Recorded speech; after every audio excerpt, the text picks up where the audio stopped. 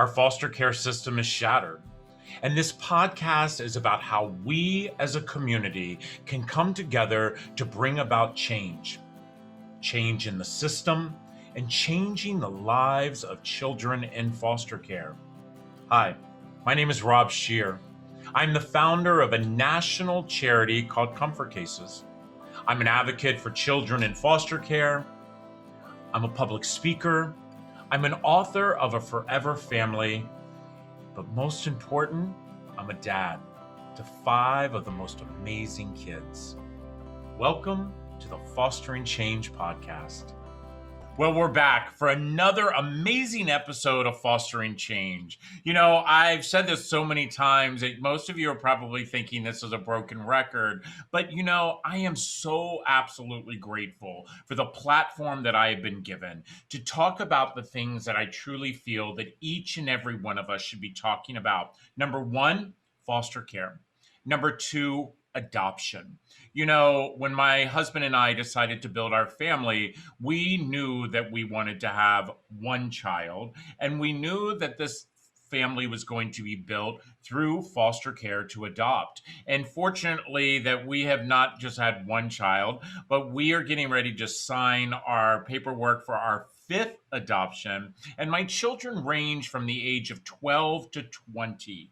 And you know, every single week as I follow this amazing foundation and we're getting ready to meet the CEO and the president, I always think about the number of kids who have not been able to find a forever family.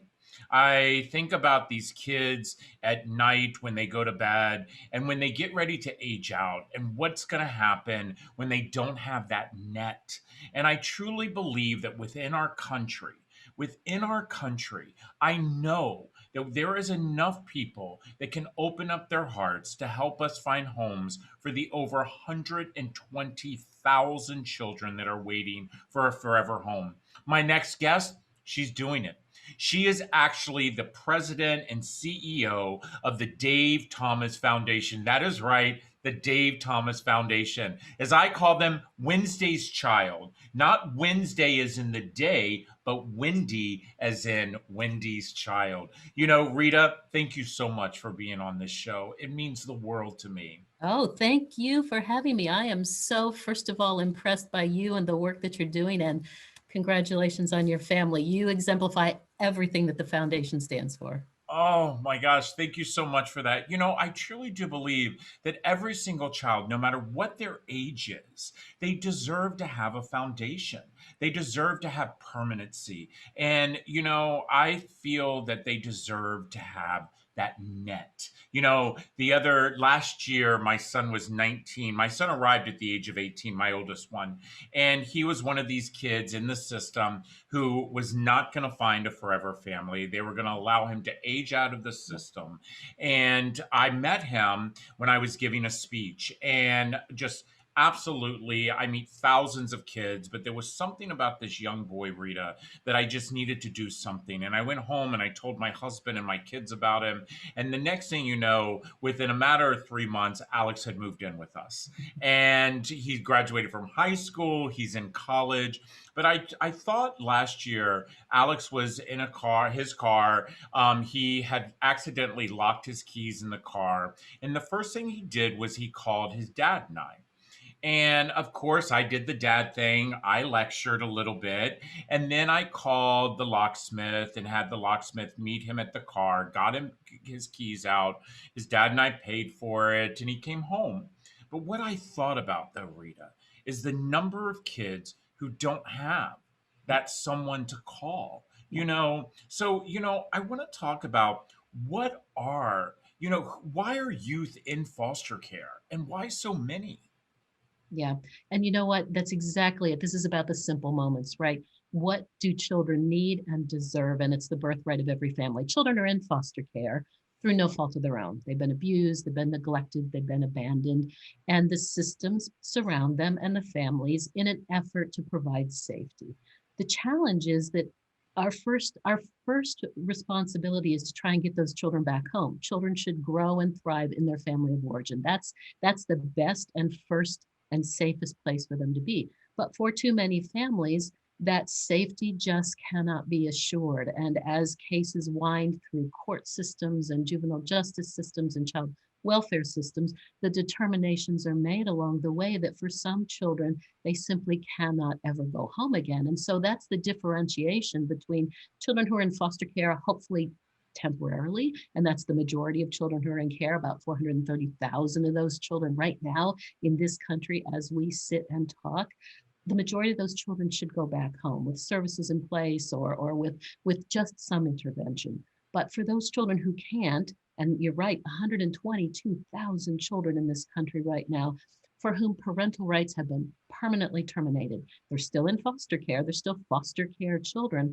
And now our job as responsible adults, as people who have made a commitment to these children that they can have a family, our job is to quickly and effectively find a family for each and every one of those children, like the 5 children that you've taken into your family.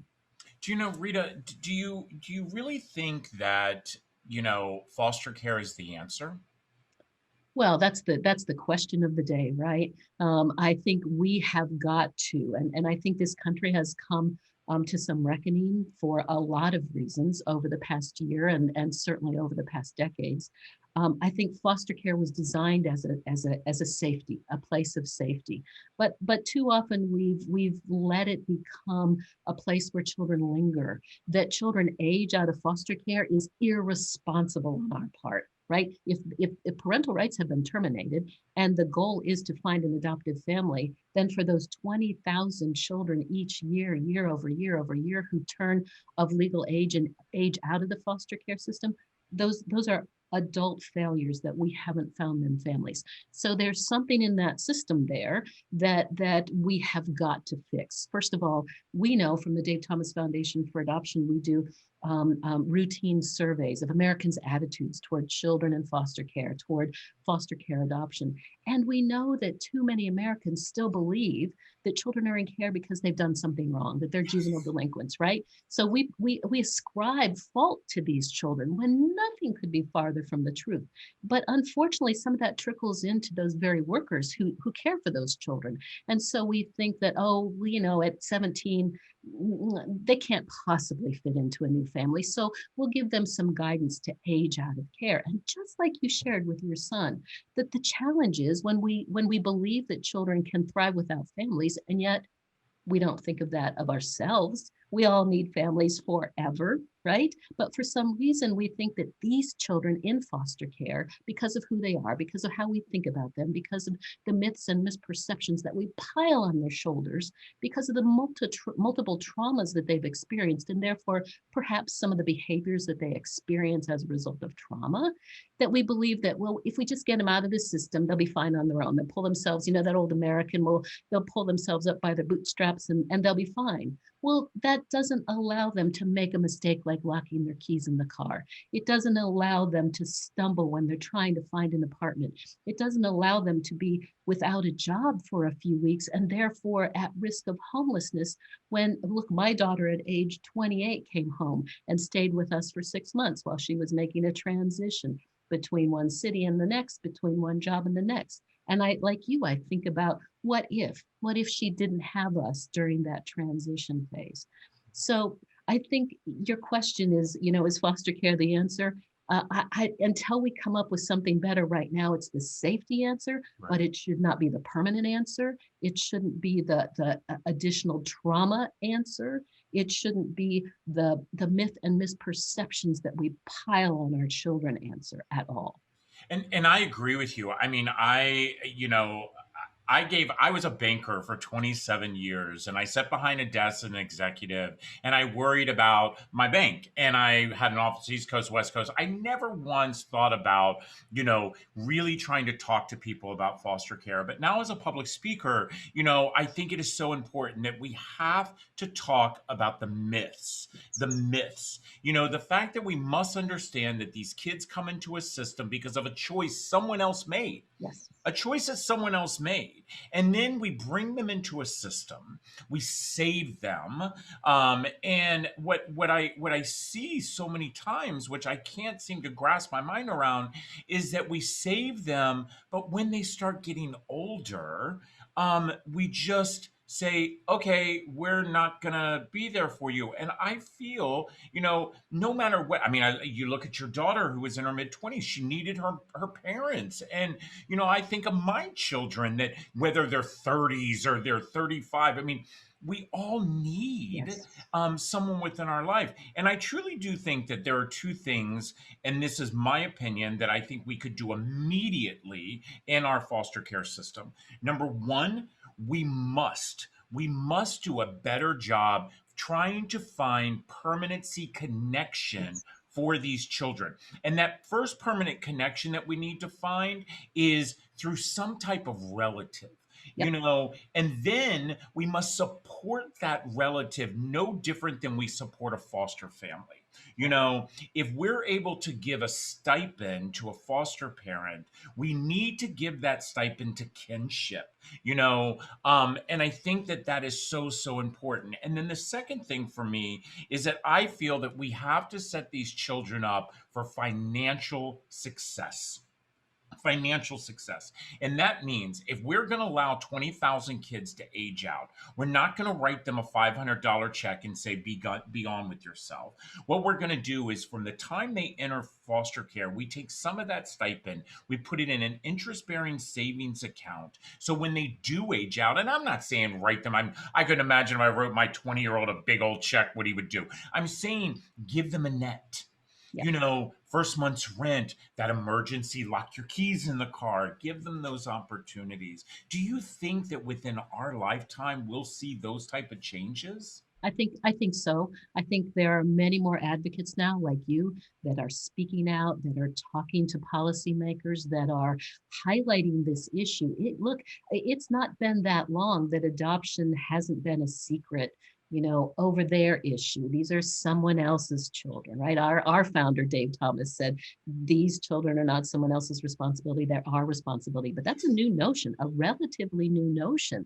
They're not too old, too damaged, too dangerous. They're not scary people. They're not children who are without the right to have a family. And so, yes, I think, and I think it's been accelerated this year with the emphasis on racial inequity and social justice. The child welfare system is being scrutinized as well. So I think we're ripe for change and ripe for those policy changes. I'm completely aligned with exactly what you said about how we can support. And family has to be that first default. We should place children in their families, in their communities, where they can self-identify in the way that they were born to self-identify. It's only after we can't find those or nothing like that works that then we can go to that older notion of sort of stranger foster care, stranger adoption. Yeah, and I agree with you. I think so many times though we're not investing. And again, I think when you invest in a child, you invest in our future. Yes. And as your founder, as Dave Thomas said, I say that quite often. These kids are not mine. They're not yours. They're our children. And if we don't invest in them, by the way, don't want to invest in them, that's fine. Guess what? Tomorrow you will invest in Yeah, them because the absolutely. only thing that we're doing is we're graduating them from foster care to a penitentiary. And that's where we have to stop. The notion that we set the bar so low for these children that only 54% of them actually graduate from high school. If that happened in your school district or my school district, you and I would be picketing left Exactly. and right. But I do think that we have to invest in trying to find immediate family members, and then we must support the family because you made the comment about the inequity justice of I see so many times throughout the country is that we find being poor a reason to take a child. Exactly. We find the fact that and I've never shared this. I'm sharing this with you for the first time. I have a son who came through us through care. As we know, kids have a lot of trauma. My son, at a moment chose to run away, but because of the town that I lived in, the police saw him, got him, brought him back to my front door, and said, "You know what? Here's your baby, because he's still my baby, no matter how old he is. You need to deal with what's going on." I'm telling you, if my skin color was of black, Yeah. and you picked up my black son, you would have taken him away, and then I was a bad parent. And I see that happening a lot. Do you see that as well throughout the country with what your foundation deals with? We do. We know that the child welfare system still suffers from an overrepresentation of Black children in the child welfare system. It's not because Black parents are worse than white parents. It's because the very people charged with looking at these children and assessing whether or not they should come into the system come with their own internal set of who's a viable family, who's a their own set of racial images and racism, perhaps. And so that's part of this hard work that we have got to do, is address this racial inequity in all of the systems, certainly, and certainly in the child welfare system. The Dave Thomas Foundation for Adoption is going through a year-long, really deep exercise on not only who are we as an organization. This isn't just about what do we look like, but it's about how do we impact these very systems that surround the children we serve. And so we're making sure that we're not part of the problem, part of the continuing problem, and not recognizing that we are. It's a lot of work, but we have got to do this. We absolutely have to do this. Look, I know there's study after study that says when you lift families out of poverty, you reduce the number of children coming into care, not because by default that families that are in a poverty situation are bad parents. They simply don't have the resources to surround them to adequately at times care for their children. So lots that needs to be done in this country. And at the core of it, Rob, is that we have to fervently believe that family is the core of the community. Family is the core of society, and we have to support family. And to do that, they have to have economic resources, they have to have healthcare resources, they have to be food secure, they have to be home secure. And those are hefty conversations that we seem to stumble over in this country year after year after year.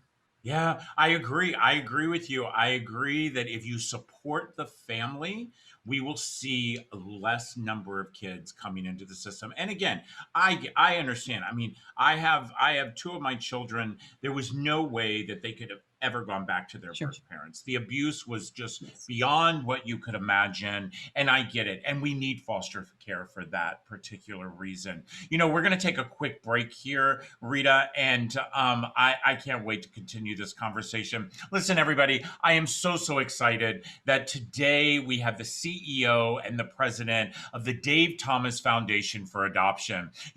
I really am asking you all to go on their social media platforms, follow them, learn how you can impact your community, and understanding that your community, it is not your zip code, my friends. It is our human race. And the fact that if we actually support these kids, build them the foundation they need, you are going to change our future. Whether you're listening to us on Apple, Spotify, Deezer, or any of your favorite podcast platform, or maybe you've decided to tune in and watch us on our YouTube channel, please do us a favor. Leave a comment. If you have a question, please email me at fosteringchange@comfortcases.org. And the most flattering thing you can do is share this podcast, because you never, ever know. The person that you share this podcast with could be that person who's deciding to adopt that child who truly deserves a forever family. We'll be right back. This episode of Fostering Change is sponsored by Comfort Cases, a national nonprofit that is inspiring our communities to bring dignity and hope to youth in foster care. For just $10 a month, you can support the Comfort Cases mission to eliminate trash bags from the foster care system. For every $10 donated, a Comfort XL duffel bag will be given to a child entering foster care. Please help us be part of the change. Go to comfortcases.org and see how you can help a child entering our foster care system. Well, we're back, and we are back with another incredible episode of Fostering Change. We are here speaking with the CEO and president of the Dave Thomas Foundation for Adoption, my friend Rita. You know, Rita, I have a couple of questions. Number one, how did you get into this? I was not adopted. I don't have any adopted children, but I was one of those kids that came out kicking and screaming, "It's not fair," especially when it had to do with children. I've just always been a natural child advocate. And when my oldest daughter was an infant, we moved back to Columbus. I was between jobs, and there was a horrid case of abuse in Columbus where an infant passed away because of the abuse. I was tuned to it. I immediately went to the local child abuse prevention organization that was then the Ohio chapter of the Committee to Prevent Child Abuse, and started volunteering. And that was my first step into what is child abuse, what is child abuse prevention, how do we address this as a community, and that turned into a full-time position there. I moved from there to after about a decade to I became the director of the local CASA program, the Court Appointed Special Advocate program, and saw what that next phase, when our prevention efforts fail and children are involved in the court system, how do we make sure they have advocate voices on their behalf and they get the best possible services? And while I was there and never intending to leave, I love the CASA program. I sit on the National CASA board right now. One of my board members was a board member at the Dave Thomas Foundation for Adoption. They were going through a leadership change, and she recruited me to apply. And so for me, it's been this full circle, serendipitous, meant to be perhaps serendipitous course of just my natural sense of, how do I advocate for children? How do I make sure children have fairness? I mean, I still think like a 10-year-old. When adults would say to me, you'll think differently when you're older. I still think the same way I did when I was 10. But to be able to put that into, from child abuse prevention to intervention through the CASA program, and now when all those efforts have failed and we essentially have legal orphans in this country, how do we assure them the permanency that they deserve? So it's been not a typical course of getting into the business, but how lucky am I that I've had these opportunities? Wow, I absolutely love that. And by the way, I'm a huge supporter of CASA. I think, we give lots of cases to our CASA workers at Comfort Cases. It is a unbelievable job that they do. I will tell you that since you do sit on the national board, there was only one thing about CASA. Maybe you can explain to Yeah. me. So I recently interviewed someone from CASA, and I was informed that when a child who is in the system, and by the way, I think children stay in the system way too long. It was one of the things with our children, they had been in the system. We were their third placement. And after about 13 months, and they'd actually been in the system for about 18 months. Reese and I just decided, you know what, we're going to hire our own attorney and file for adoption, because I just feel like there should be a time limit for parents and adults to be adults, and it shouldn't be. But what I heard, and correct me if this is right or wrong, but if a child is with their CASA worker, let's say 3 years. And then all of a sudden the judge decides to do reunification after 3 years. That CASA worker is not allowed to have any participation with the child once they reunify with their parents? So it just depends, every state functions differently, every court functions differently. If the reunification it's permanent, in other words, that the agency has stepped out of that family's life, then yes, the CASA has no further involvement. If the agency still has involvement in that family's life, then it's up to the jurisdiction whether or not the CASA stays involved. So it honestly is so different from jurisdiction to jurisdiction. See, I always thought that it would be really nice if the birth parents, the foster parents, the CASA worker all came to the table Yep. and said, "What's the best thing for this child?" Right. That's the And for me, it's connection. You never can have enough people love you. You exactly. know, you can never have enough people love you. So, with the Dave Thomas Foundation for Adoption, you guys are actually expanding your signature adoption program. Can you let us know a little bit about that? Sure. It's called the Wendy's Wonderful Kids program. And we started it in 2004 in this notion that, look, when I started at the foundation, we were doing great public awareness campaigns.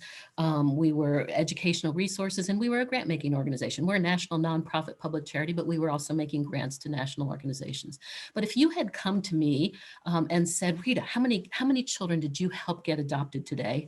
I would not have been able to tell you that. And yet our mission says to dramatically increase the adoptions of children out of the foster care system. And under that word dramatic is something measurable. So we went underground for a bit and we began to look at what is, in addition to what we were doing, which was raising awareness about children waiting to be adopted in this country, where was our spot? Where could we add value to this conversation and to the activity on behalf of children lingering in and aging out of foster care? We looked at some emerging best practices across the country and asked questions of hundreds of organizations. Why are children aging out of your foster care system? Why is it that children are not being adopted? We can address the myths and misperceptions through public awareness campaigns, but we've got to get these children adopted. And what we found is there was no evidence-based practice that social workers could use that said, this is how you advocate and recruit for this target population of children. And it's those children most at risk of aging out of care. Children age 9 and older, children in sibling groups, children with special needs, children who have been in care for so long that they resist efforts at permanency. They push back. They say, when a judge asks them, they say, no, I don't want to be adopted. And then they're moved into the emancipation track. And so we created a program that we call child-focused recruitment that was based on some emerging best practices, but really is just good social work. And we said, we'll test this program in a number of states with grants, and the grants will be given to organizations, public or private, who will test this program for us. But what the grant provides is hiring a full-time adoption professional who's dedicated to the longest waiting children in that community. But they have to implement this model, and let's see if it works. And the model is really simple. Carry a much smaller caseload of children, 12 to 15 maximum, so that you know the children on the caseload. If you know the CASA program, you'll see some parallels. Get to know these children, develop a relationship with the children, because from them and through a deep dive in the case file, you will find natural, not only extended family members, but natural potential adoptive parents, former foster parents, people that are involved in the child's life, mentors, best friends, families. You'll find that natural community around a child, particularly if you involve the older youth in the conversation. And then get to know everyone on the child's caseload, all of the professionals, so that you have a solid picture. And we work now with Connect Our Kids. I know you've had Connect Our Kids on your show as well. Certainly use those tools that help discover where are the extended family members, where are the extended connections in this child's life, and then start making some matches. And so we tested it in 7 pilot sites in 2004.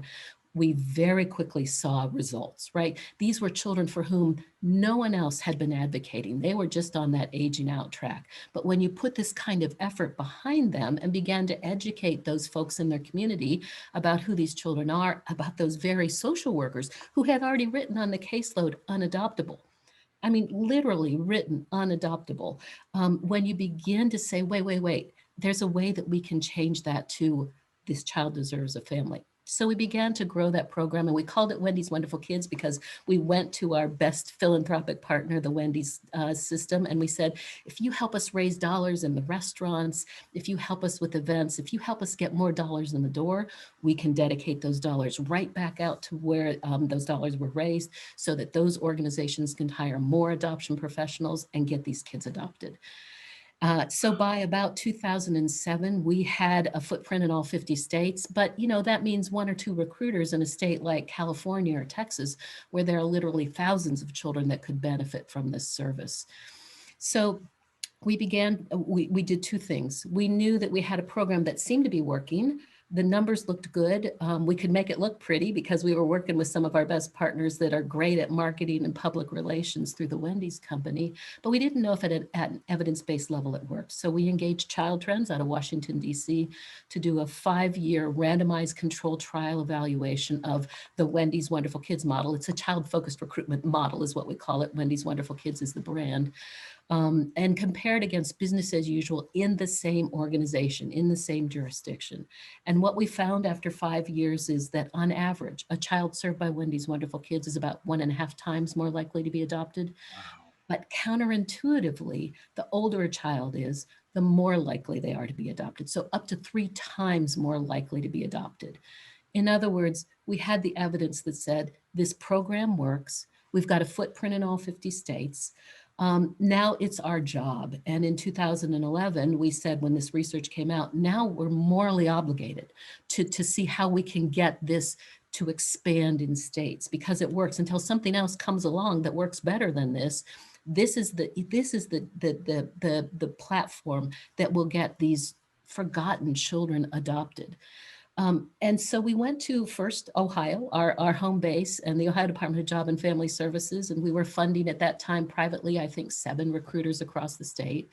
And we said, look, we've got evidence that says this works better than business as usual. Is there any possible way we can come up with a new strategy, which is a co-investment relationship, right? A partnership relationship between the state and the Dave Thomas Foundation for Adoption.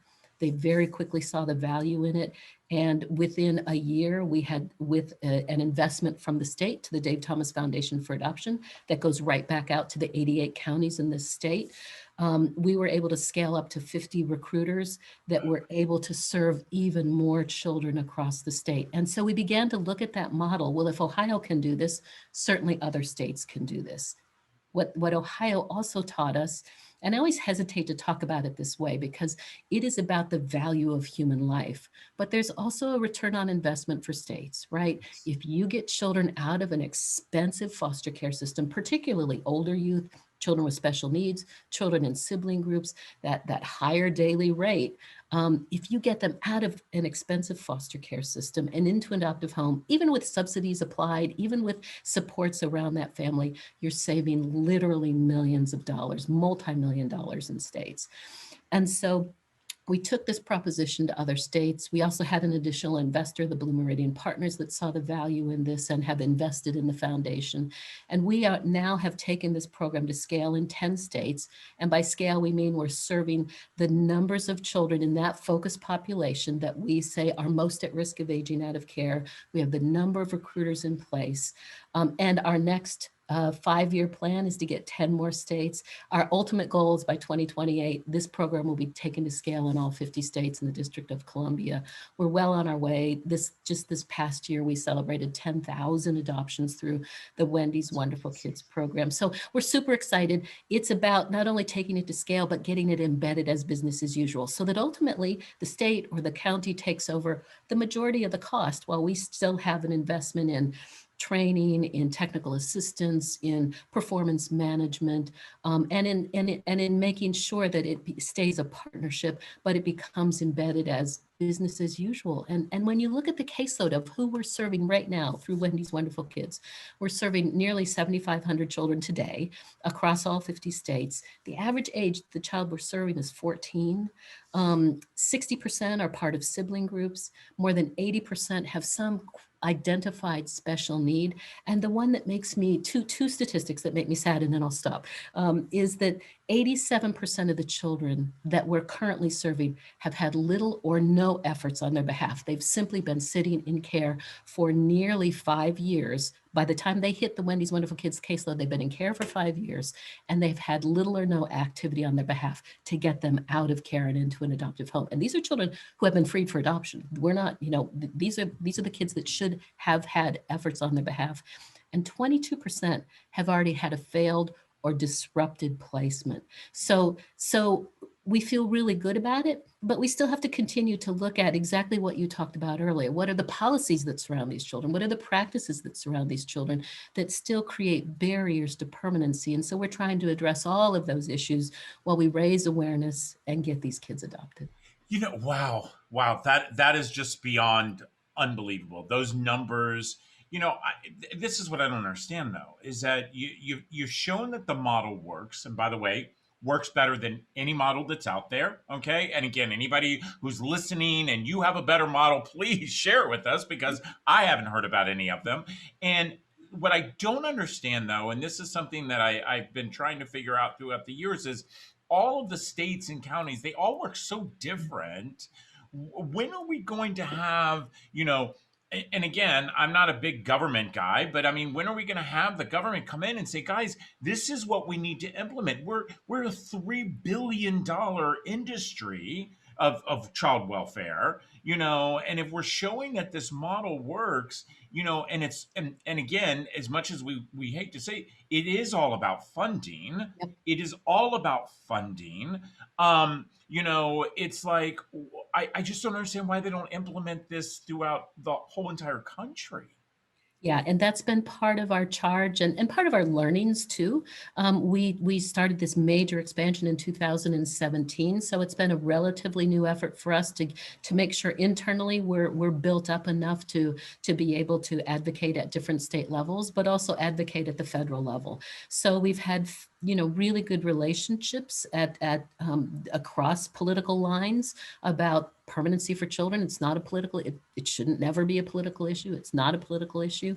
But we're getting a little bit more mature about how do we address this from the top down and the bottom up, understanding and respecting, the challenges that exist between the borders of Michigan and Ohio, between the borders of, California and states. So understanding all of those differences, challenges, respecting them, but finding where can we speak a common language, and where can we have perhaps a federal overlay that still respects states and drives a successful program for children and families. Yeah, success. You talk about using apps right now to connect kids.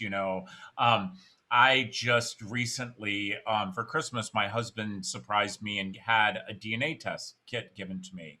Mind you, as a kid who grew up in the system, a kid who aged out of the system, a kid who never found permanency, I was a little hesitant about doing that test. But when I did that test, what I found out was that I had a brother and sister that were a lot older than me that I knew nothing about.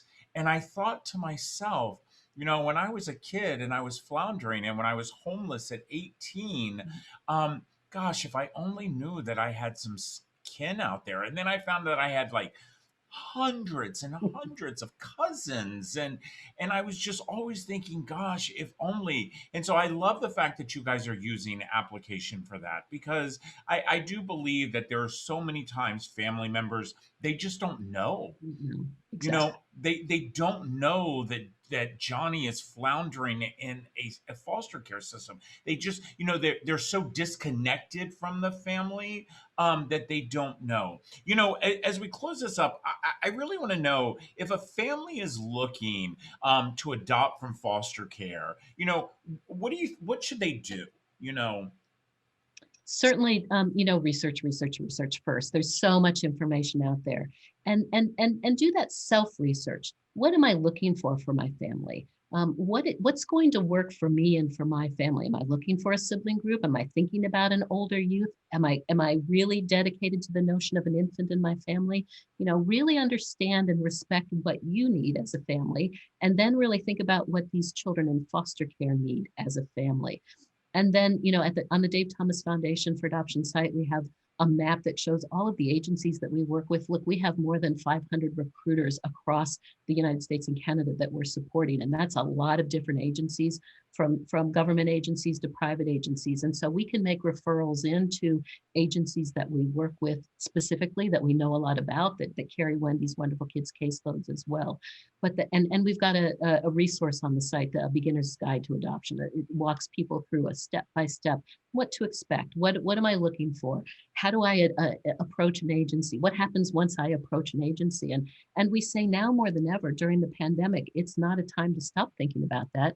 Now's the time to really dig in, because agencies have made that pivot. They're doing virtual trainings, they're doing as much virtually as they can, and the gates are going to open here soon again, and children are going to be coming into care at an increased rate, we believe, because they've declined coming into care because they haven't been connected to schools and doctors' offices and those places that were mandated reporters during the pandemic. So now more than ever, do that research.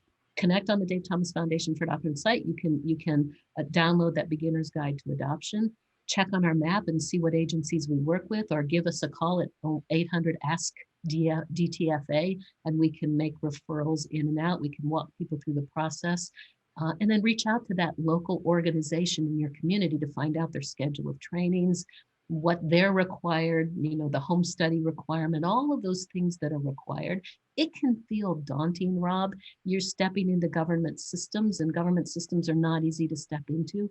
But we say on the other side of that is imagine what our children are experiencing, Yes. and leap over that fear or discomfort that you might have, and know that on behalf of a child, every step is worth it. Yes. And you said something that triggered me because I've been saying this for a while now. Number one, children who are in our foster care system or who are coming into our foster care system, they have been dealing with a pandemic the entire journey. I mean, we woke up in March and all of a sudden we didn't know where our lives were going. We didn't know what tomorrow would bring us. Kids who enter foster care deal with a pandemic with or without COVID, and my fear has always been when we do come off onto the other side, and we all will come to the other side of this pandemic, we are going to see the largest wave of children entering foster care than we have ever seen, because I truly believe that Johnny and Susie are still behind a door with a black eye. Yeah, The problem is we know that our teachers who we do the first line reporting aren't seeing them. exactly. Neighbors who would make that call, their kids aren't outside right now. And that doesn't mean, I mean, I've heard people say, "Oh, our numbers are declining. Our numbers are declining." No, no. We're just not seeing it. We're not Exactly. seeing it. Rita, it has been an unbelievable pleasure. First of all, it's been such a pleasure that I get to call you my friend, and that Thank you. you inspire me. You inspire so many people. The Dave Thomas Foundation for Adoption is truly doing what I say that we all should do, and that is to make our dash shine. Each and every one of us, whether we're rich or poor, black or white, no matter whether we're male or female, we're all given the same thing at the end of the day, and that's a dash. You walk through the graveyard, you see them, the year you're born, your dash, and year you die. You're making your dash shine brighter than you can imagine by doing this work. So thank you. I'm going to make sure that we link all of everything we've talked about, how to get to your foundation. But if somebody just makes that decision and says, you know what, my life is, I just can't adopt, Yeah. I can't foster, but I want to support, how can they do that? Absolutely. Well, they can support the Dave Thomas Foundation for Adoption directly. We're a nonprofit organization. You can click on the site and do that and support us directly through donations. But I also say, we support programs like Adoption Friendly Workplace. How do we support this notion of adoption in the workplace? That if someone gets benefits as a result of birth and expanding their family, then anyone that adopts should get benefits in the workplace. So think about where you work and do you have adoption benefits, and advocate for adoption benefits. And we've got all kinds of toolkits there. Think about mentoring a child. Think about volunteering in one of the agencies close to you. Think about celebrating National Adoption Day, the Saturday before Thanksgiving. The foundation was one of the lead founders and funders of that initiative, and now it's a national grassroots initiative. Think about just stepping in and talking about adoption at your place of worship, or adoption at your place of work, or adoption when you're finally out to lunch with your neighbors and friends, and just talk about this. The more we talk about these children, the more normal they become, rather than Yes. those strangers over there. It normalizes this whole conversation, and when we normalize it, then we can celebrate it. So just step into the conversation is what we say first, and then find the channel that feels best to you. I love that. I love that. And you were so right. We must talk about it because that's how change comes about. Change comes about when people talk about it. Well, listen, whether you're listening to us from Apple or Spotify or Deezer or any of your platforms that you love to listen to your podcast, I hope that you got as inspired as I did. Reese and I have said this from the very beginning of our journey. When Amaya arrived and Makai arrived, and then 3 months later, Tristan and Grayson arrived, and little would we know that 10 years later, Alex arrived. Guess what? We know that there will be another child that will arrive in our home. We know that because we know that we're here to be doers. And each and every one of us can do, whether you are mentoring, whether you are volunteering, whether you are just talking, as my friend Rita said. We have to normalize this because understand, kids come in foster care because of choices other people made. Let's make the right choice. Let's make the choice of being good humans. Take care, everybody. I would like to thank all of you for listening to the Fostering Change podcast. You can subscribe on all of your favorite podcast streaming platforms, including Spotify, iHeartRadio, Apple Podcasts, and Google Podcasts. Make sure you follow Comfort Cases on Facebook, Instagram, LinkedIn, YouTube, and Twitter at Comfort Cases. Check out the Fostering Change blog at comfortcases.org. And I know some of you have a question, and I know some of you would love to be a guest. Please personally reach out to me at fosteringchange@comfortcases.org. That's fosteringchange@comfortcases.org. Then do me a big favor. Please help spread the word. Share this podcast. Share it with your friends and your family. Remember, I say this quite often, we're all part of the same community. And that community, it's not our zip code, but our human race. Let's all make a difference.